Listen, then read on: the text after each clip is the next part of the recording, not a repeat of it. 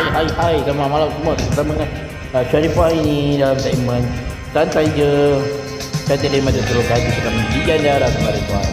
Terima kasih.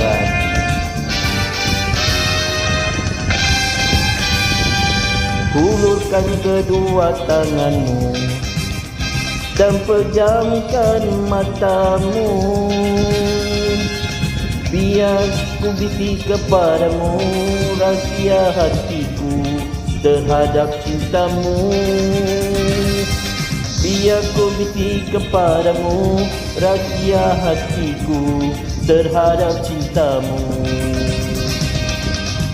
Nafasku seakan terhenti dan senyummu terukir bila ku bisik kepadamu.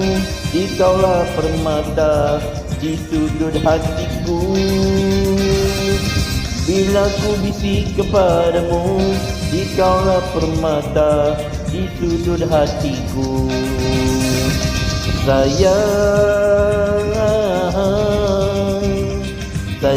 Sayang kepadamu.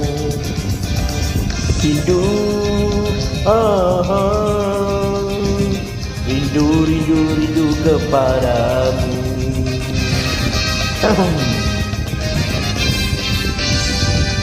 Hanya ku harapkan darimu, beri kasih sucimu, tunaikan janji setiamu. Kita akan bahagia sehingga akhirnya. Tunaikan janji setiamu, kita akan bahagia sehingga akhirnya.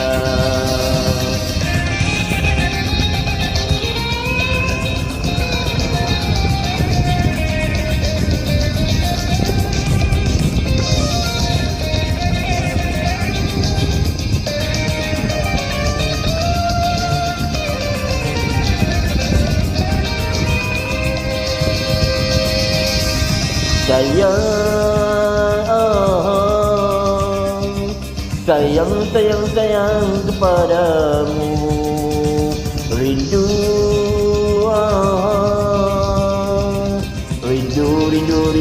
kepadamu.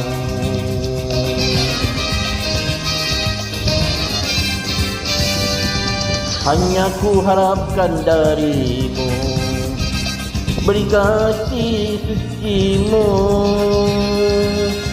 tunaikan janji setiamu. Kita akan bahagia sehingga akhirnya. Oh, tunaikan janji setiamu, kita akan bahagia hingga akhirnya.